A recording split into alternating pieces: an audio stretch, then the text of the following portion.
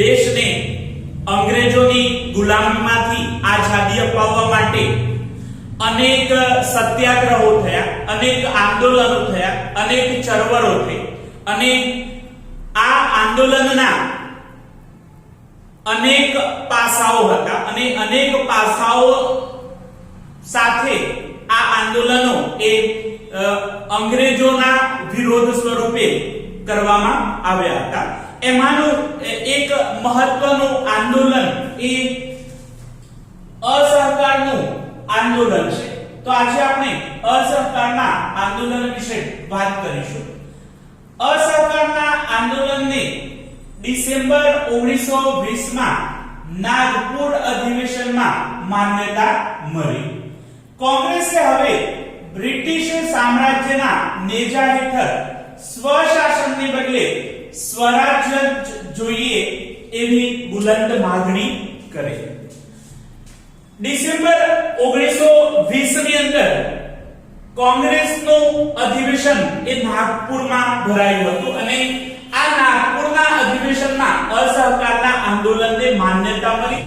કોંગ્રેસે હવે બ્રિટિશ સામ્રાજ્યના નેજા હેઠળ સ્વશાસનના બદલે સ્વરાજ્ય જોઈએ એવી બુલંદ માંગણી વ્યક્ત કરી। કોંગ્રેસ અસહકારના આંદોલન પહેલા સ્વશાસન એટલે કે સાંસ્થાનિક સ્વરાજ્યની માંગણી કરી રહી હતી। હવે એમને પોતાનો અભિગમ બદલી સ્વશાસનના બદલે સ્વરાજની માંગણી બુલંદ કરી। એટલે કે દેશની અંદર પોતાનું શાસન હોવું જોઈએ અને દેશના તમામ પ્રકારના નિર્ણયો લેવાની એટલે કે સાર્વભૌમત્વ સત્તા પ્રાપ્ત કરનાર એક રાજ્યની માંગણી એમને બુલંદ કરી। અસહકારના આંદોલનના બે પ્રકારના પાસા હતા, એક રચનાત્મક પાસું અને બીજા નંબરમાં ખંડનાત્મક પાસું એટલે કે નકારાત્મક પાસું। સૌથી પહેલા આપણે જોઈએ રચનાત્મક પાસું।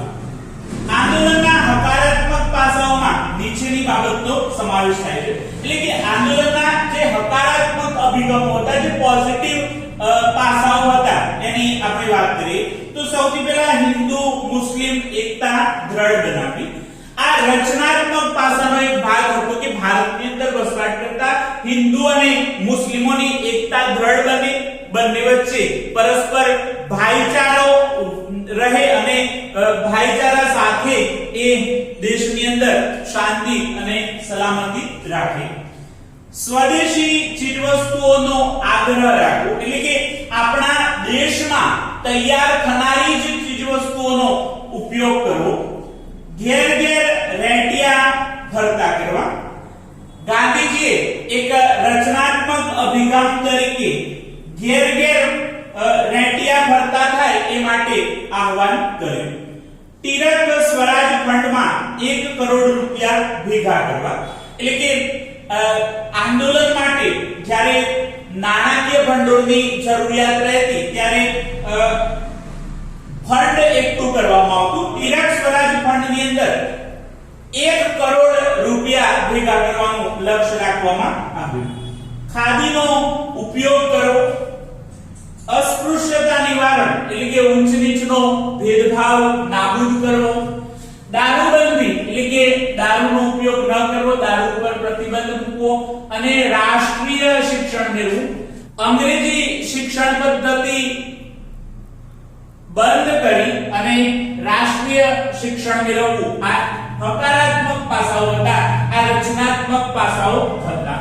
હવે આપણે ખંડનાત્મક પાસું જોઈએ તો ખંડનાત્મક પાસામાં પણ અહીંયા આપેલી બાબતોનો સમાવેશ થાય છે। ખંડનાત્મક પાસાને આપણે નકારાત્મક પાસા તરીકે પણ ઓળખીએ છીએ, જેની અંદર સૌથી પહેલા સરકારી નોકરીઓ, ધારાસભાઓ અને સરકારી શાળા કોલેજોનો ત્યાગ કરવો।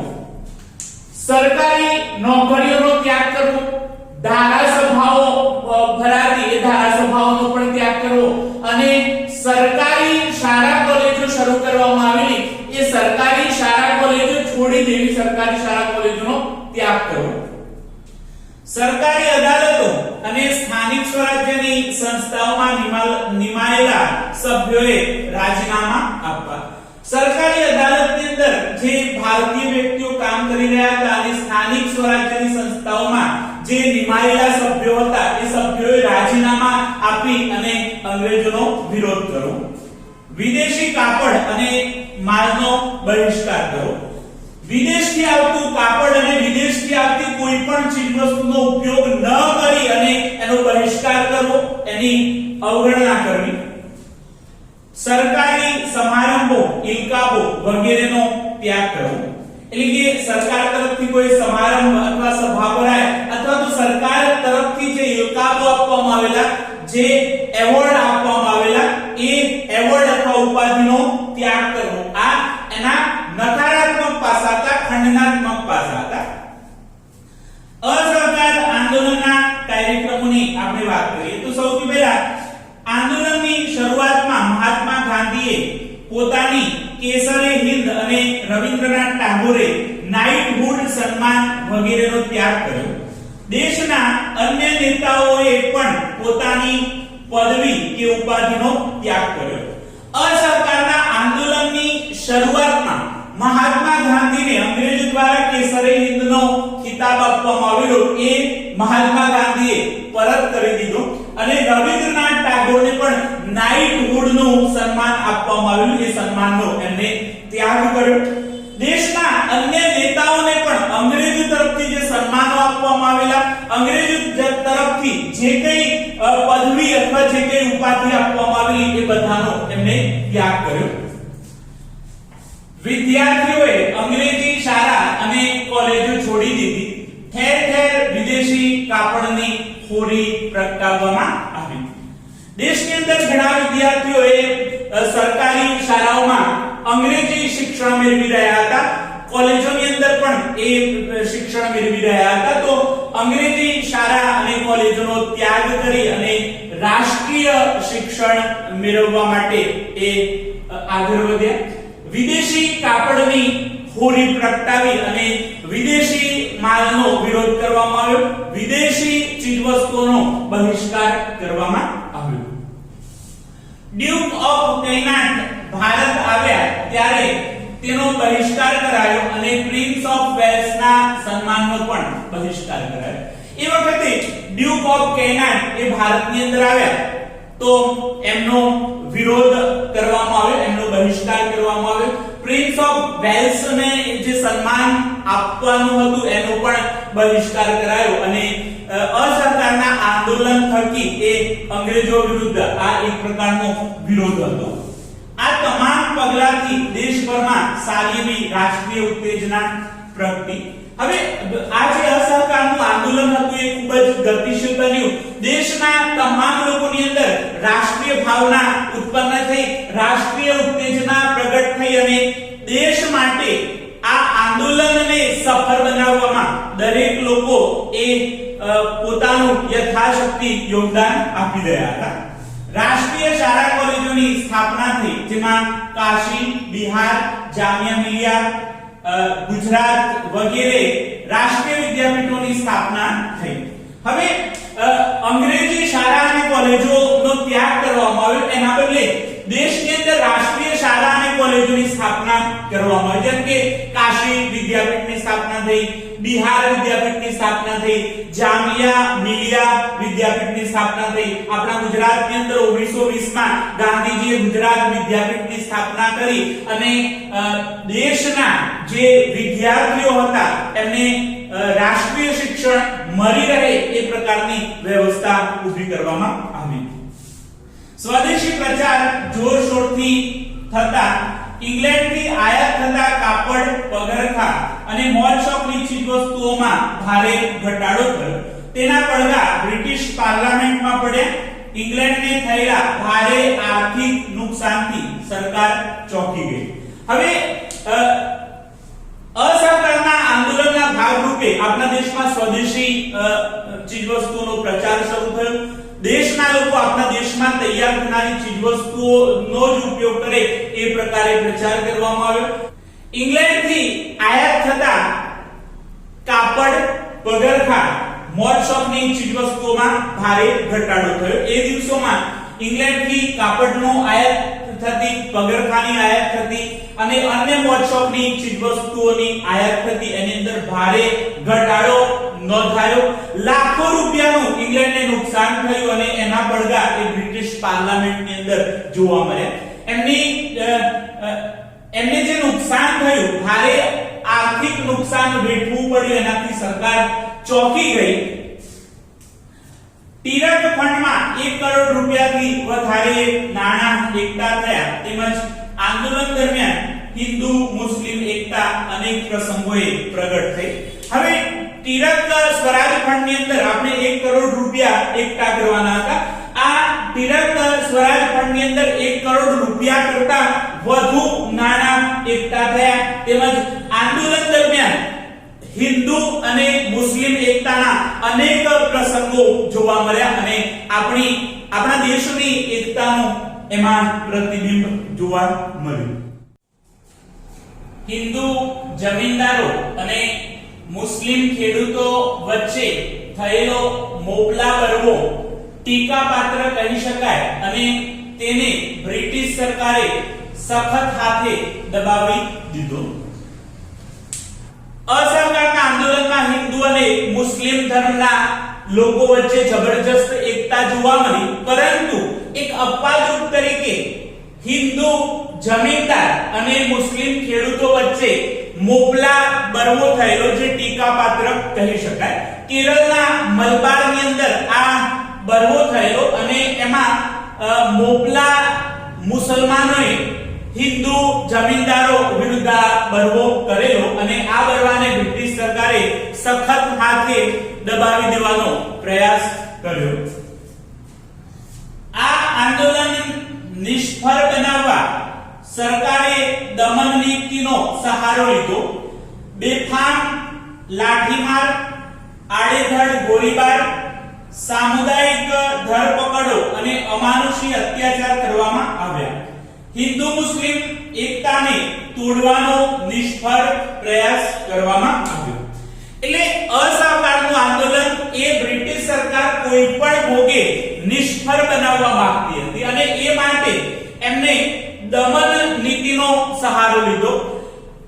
ક્રાંતિકારી પ્રવૃત્તિ અને આંદોલન કરનાર જે આંદોલનકારીઓ હતા એમના ઉપર દમન અને અત્યાચાર ગુજારવાનું શરૂ કર્યું. બેફામ લાઠીમાર કર્યા, લાઠીના પ્રહારો કર્યા, આડેધડ ગોળીઓ છોડવામાં આવી, ગોળીબાર કરવામાં આવ્યો, અનેક લોકોની ધરપકડ કરવામાં આવી અને આ લોકો પર અમાનુષી અત્યાચાર ગુજારવામાં આવ્યો અને હિન્દુ અને મુસ્લિમ ધર્મના લોકોની જે એકતા હતી એને તોડવા માટેના પણ અનેક પ્રયાસો એ સરકાર દ્વારા કરવામાં આવ્યા. ચૌરી ચૌરાનો બનાવ અને આંદોલન મોકૂફની આપણે વાત કરીએ કે 5 ફેબ્રુઆરી 1922 ના રોજ ઉત્તર પ્રદેશના ગોરખપુર જિલ્લાના ચૌરી ચૌરા ગામે નીકળેલા સરઘસના લોકો પર પોલીસે ગોળીબાર કર્યો. પોલીસની ગોળીઓ ફૂટી ગઈ ત્યારે લોકો પોલીસ ચોકીમાં ભરાયા. ઉશ્કેરાયેલા ટોળાએ પોલીસ ચોકી સળગાવી, જેમાં 21 પોલીસો મૃત્યુ પામ્યા. હવે 5 ફેબ્રુઆરી 1922 ના રોજ ઉત્તર પ્રદેશની અંદર ગોરખપુર જિલ્લામાં ચૌરી ચૌરા ગામે એક સરઘસ નીકળ્યું અને આ સરઘસના લોકો પર પોલીસે ગોળીબાર કર્યો. ગોળીઓ ફૂટી ગયા પછી પોલીસ ચોકીમાં લોકો ભરાયા અને ઉશ્કેરાયેલા ટોળાએ આ પોલીસ ચોકી સળગાવી અને એની અંદર 21 જેટલા પોલીસો એ જીવતા સળગી ગયા. આ હિંસક બનાવના સમાચાર મળતા જ ગાંધીજીએ જણાવ્યું કે અહિંસાનું મૂલ્ય નહીં સમજનારા લોકોના હાથમાં સત્યાગ્રહનું શસ્ત્ર મૂકીને મેં હિમાલય જેવડી મોટી ભૂલ કરી છે. હવે આ હિંસક બનાવ બન્યો એના સમાચાર ગાંધીજીને મળ્યા અને ગાંધીજીને આ ઘટનાથી ઘણું દુઃખ થયું. એમણે જણાવ્યું કે અહિંસાનું સાચું મૂલ્ય નહીં સમજનાર લોકોના હાથમાં મેં સત્યાગ્રહનું એક શસ્ત્ર મૂકીને હિમાલય જેવડી એક મોટી ભૂલ કરી છે. આવું કહીને એમણે અસહકારનું આંદોલન તત્કાળ પાછું ખેંચી લીધું. એટલે કે અસહકારનું આંદોલન હતું એ બંધ કરી દીધું. અસહકાર આંદોલનનું મહત્વ અને તેની અસરો અસહકાર આંદોલનનું શું મહત્વ છે અને એનાથી કઈ કઈ અસરો જોવા મળી એની આપણે વાત કરીએ તો આ આંદોલનને પોતાના હેતુઓ પ્રાપ્ત કરવામાં ભારે સફળતા મળી ન હતી પરંતુ તેના રચનાત્મક અને નકારાત્મક કાર્યક્રમો દ્વારા લોકોને તેમના અધિકારો પ્રત્યે સભાન કર્યા. હવે આ આંદોલન જે હેતુ સાથે શરૂ થયેલું એ હેતુ પ્રાપ્ત કરવામાં એની સફળતા ન મળી પરંતુ એના જે રચનાત્મક અને નકારાત્મક કાર્યો હતા એનાથી લોકો પોતાના અધિકારો પ્રત્યે જાગૃત થયા, લોકો પોતાના હક માટે લડતા થયા. સરકાર તરફ એક વિરોધી વાતાવરણ સર્જાયું, લોકોમાં અન્યાયની વિરુદ્ધ સંઘર્ષની ભાવના પ્રબળ બની. ભારતમાં બધા જ વર્ગમાં રાજકીય જાગૃતિ પ્રબળ બની. હવે આ અસહકારના આંદોલનથી સરકાર તરફ એક વિરોધનું વાતાવરણ ઊભું થયું. સરકાર વિરુદ્ધ લોકોની એક માનસિકતા ઊભી થઈ. જ્યાં જ્યાં અન્યાય થઈ રહ્યો હોય ત્યાં ત્યાં એનો પ્રતિકાર કરવા માટે એક સંઘર્ષની ભાવના પ્રબળ બની. ભારતના બધા જ વર્ગમાં રાજકીય જાગૃતિ પ્રબળ બની. લોકો રાજકીય રીતે જાગૃત બન્યા અને સરકાર વિરુદ્ધ અવાજ ઉઠાવવા લાગ્યા. સ્વરાજ્ય માટેની તેમની શ્રદ્ધા અડગ બની. લોકોમાંથી લાઠી, દંડા અને જેલનો ભય દૂર થયો. અત્યાર સુધી સાંસ્થાનિક સ્વરાજ્યની આપણે વાત કરી રહ્યા હતા. આ આંદોલન પછી સ્વરાજ માટેની આપણી જે શ્રદ્ધા હતી, આપણો જે વિશ્વાસ હતો એ અડગ બન્યો. લોકોને લાઠી, દંડા અને જેલનો જે ભય હતો એ દૂર થઈ ગયો. યુવાનો અને સ્ત્રીઓ પણ રાષ્ટ્ર સેવામાં આગળ આવી અને કોંગ્રેસ દેશની એક સંસ્થા બની. આ આંદોલનની અંદર યુવાનો અને સ્ત્રીઓએ પણ સક્રિય રીતે મહત્વની ભૂમિકા ભજવી. એટલે યુવાનો અને સ્ત્રીઓ પણ રાષ્ટ્રની સેવા માટે આગળ આવ્યા. કોંગ્રેસ દેશની એક પ્રમુખ સંસ્થા બની, એક મહત્વની સંસ્થા બની, એક દેશની સંસ્થા બની. દેશમાં રાષ્ટ્રીય શિક્ષણ આપતી શાળાઓ શરૂ થઈ. અંગ્રેજીના સ્થાને હિન્દી ભાષાને મહત્વ મળ્યું. આપણા દેશમાં અંગ્રેજી શિક્ષણ નાબૂદ થયું અને દેશમાં રાષ્ટ્રીય શિક્ષણ આપતી શાળાઓ શરૂ થઈ. અંગ્રેજી ભાષાના સ્થાને હિન્દી ભાષામાં શિક્ષણ આપતી સંસ્થાઓને મહત્વ મળ્યું. જે રાષ્ટ્રીય આંદોલન અત્યાર સુધી શહેરો, નગરો તેમજ બુદ્ધિજીવીઓ પૂરતું મર્યાદિત હતું તે ગામડે ગામડે અને સામાન્ય જનતા સુધી વિસ્તર્યું. અત્યાર સુધી જે આંદોલનો થતા એ રાષ્ટ્રીય આંદોલન ફક્ત શહેરો અને નગરો પૂરતા સીમિત હતા પરંતુ આ આંદોલન પછી બુદ્ધિજીવીઓ પૂરતું આ આંદોલન મર્યાદિત ન રહેતા ગામડે ગામડે અને સામાન્ય લોકો સુધી આ આંદોલનનો વિસ્તાર થયો. સામાન્ય લોકો પણ આંદોલનની અંદર પોતાની સક્રિય ભૂમિકા ભજવતા થયા. આપણે અસહકારના આંદોલનની વાત કરી કે અસહકારનું આંદોલનને ડિસેમ્બર 1920 માં નાગપુર અધિવેશનમાં માન્યતા મળી. કોંગ્રેસે બ્રિટિશ સામ્રાજ્યના નેજા હેઠળ સ્વશાસનના બદલે સ્વરાજ્ય જ જોઈએ એવી માંગણી બુલંદ કરી. અસહકારના આંદોલનના બે પાસા હતા, એક રચનાત્મક પાસું અને બીજા નંબરમાં ખંડનાત્મક પાસું. રચનાત્મક પાસામાં હિન્દુ અને મુસ્લિમ એકતા દ્રઢ બનાવવી, સ્વદેશી ચીજવસ્તુઓનો જ આગ્રહ રાખવો, ઘેર ઘેર રેંટીઓ ફરતો કરવો, તિરક સ્વરાજ ફંડની અંદર 1 કરોડ રૂપિયા એકઠા કરવા, ખાદીનો ઉપયોગ કરવો, અસ્પૃશ્યતા નિવારણ, દારૂબંધી અને રાષ્ટ્રીય શિક્ષણ મેળવવું આ રચનાત્મક પાસા હતા. જ્યારે ખંડનાત્મક અથવા નકારાત્મક પાસાની આપણે વાત કરીએ તો સરકારી નોકરીઓ, ધારાસભાઓ અને સરકારી શાળા કોલેજોનો ત્યાગ કરવો, સરકારી અદાલતો અને સ્થાનિક સ્વરાજ્યની સંસ્થાઓમાં નિમાયેલા સભ્યોએ રાજીનામા આપવા, વિદેશી કાપડ અને વિદેશી માલનો બહિષ્કાર કરવો, સરકારી સમારંભો અને ઇલકાબનો ત્યાગ કરવો, આ નકારાત્મક અથવા ખંડનાત્મક પાસા હતા. અસહકાર આંદોલનના કાર્યક્રમોની આપણે વાત કરીએ કે આંદોલનની શરૂઆતમાં મહાત્મા ગાંધી, કેસરે હિન્દ અને રવિન્દ્રનાથ ટાગોરે નાઇટહુડ સન્માનનો ત્યાગ કર્યો. દેશના અન્ય નેતાઓએ પણ પોતાની પદવી અને ઉપાધિનો ત્યાગ કરી અને અંગ્રેજોનો વિરોધ કર્યો. વિદ્યાર્થીઓએ અંગ્રેજી શાળા અને કોલેજોનો બહિષ્કાર કર્યો. ઠેર ઠેર વિદેશી કાપડની હોડી પ્રગટાવવામાં આવી. એ વખતે ડ્યુક ઓફ કેનાડ ભારતમાં આવ્યા, એમનો બહિષ્કાર કરવામાં આવ્યો. પ્રિન્સ ઓફ વેલ્સના સન્માનનો પણ બહિષ્કાર કરવામાં આવ્યો. આ તમામ પગલાંથી દેશભરમાં સારી એવી રાષ્ટ્રીય ઉત્તેજના પ્રગટ થઈ. રાષ્ટ્રીય શાળા કોલેજોની સ્થાપના થઈ, જેમાં કાશી વિદ્યાપીઠ, બિહાર વિદ્યાપીઠ, જામિયા મિલિયા વિદ્યાપીઠ, ગુજરાત વિદ્યાપીઠ વગેરે રાષ્ટ્રીય વિદ્યાપીઠોની સ્થાપના થઈ. સ્વદેશી પ્રચાર જોરશોરથી શરૂ થયો. ઇંગ્લેન્ડથી આયાત થતું કાપડ, પગરખા અને મોજ શોખની ચીજવસ્તુઓમાં ભારે ઘટાડો નોંધાયો. તેના પડઘા બ્રિટિશ પાર્લામેન્ટમાં પડ્યા અને ઇંગ્લેન્ડને થયેલા ભારે આર્થિક નુકસાનથી સરકાર પણ ચોંકી ઉઠી. ટિરક ફંડની અંદર 1 કરોડ કરતા વધુ રૂપિયા એકઠા થયા. તેમજ આંદોલન દરમિયાન હિન્દુ અને મુસ્લિમ ધર્મના લોકો વચ્ચે એકતાના અનેક પ્રસંગો જોવા મળ્યા.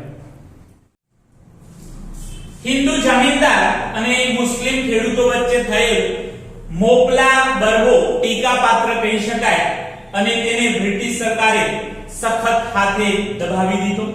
આ આંદોલન નિષ્ફળ બનાવવા સરકારે દમન નીતિનો સહારો લીધો. બેફામ લાઠીમાર, આડીઘડ ગોળીબાર, સામૂહિક ધરપકડ અને અમાનુષી અત્યાચાર કરવામાં આવ્યા. હિન્દુ અને મુસ્લિમ એકતાને તોડવાના નિષ્ફળ પ્રયાસો થયા. ચૌરી ચૌરાનો બનાવ અને આંદોલન મોકૂફની આપણે વાત કરી કે 5 ફેબ્રુઆરી 1922 ના રોજ ઉત્તર પ્રદેશના ગોરખપુર જિલ્લાના ચૌરી ચૌરા ગામની અંદર સરગસના લોકો પર પોલીસે ગોળીબાર કર્યો અને પોલીસની ગોળીઓ ફૂટી ગયા પછી લોકો પોલીસ ચોકીમાં ભરાયા અને ઉશ્કેરાયેલા ટોળાએ પોલીસ ચોકી સળગાવી અને એની અંદર 21 પોલીસો જીવતા સળગી ગયા અને મૃત્યુ પામ્યા. આ હિંસક બનાવના સમાચાર ગાંધીજીને મળ્યા અને એમને ભારે દુઃખ થયું. એમને જણાવ્યું કે અહિંસાનું મૂલ્ય નહીં સમજનારા લોકોના હાથમાં મેં સત્યાગ્રહનું શસ્ત્ર મૂકીને હિમાલય જેવડી મોટી ભૂલ કરી છે. આવું કહીને અસહકારનું આંદોલન પાછું ખેંચી લીધું.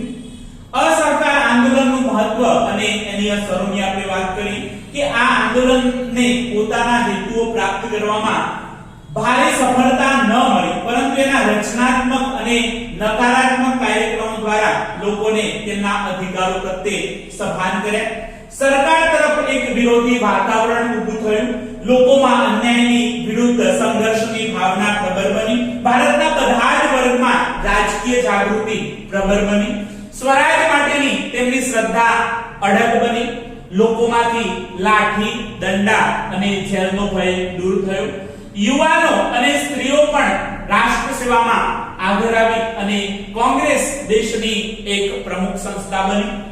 દેશમાં રાષ્ટ્રીય શિક્ષણ આપતી શાળાઓ શરૂ થઈ. અંગ્રેજીના સ્થાને હિન્દી ભાષાને મહત્વ મળ્યું. જે રાષ્ટ્રીય આંદોલન અત્યાર સુધી શહેરો, નગરો તેમજ બુદ્ધિજીવીઓ પૂરતું મર્યાદિત હતું તે ગામડે ગામડે અને સામાન્ય જનતા સુધી વિસ્તર્યું.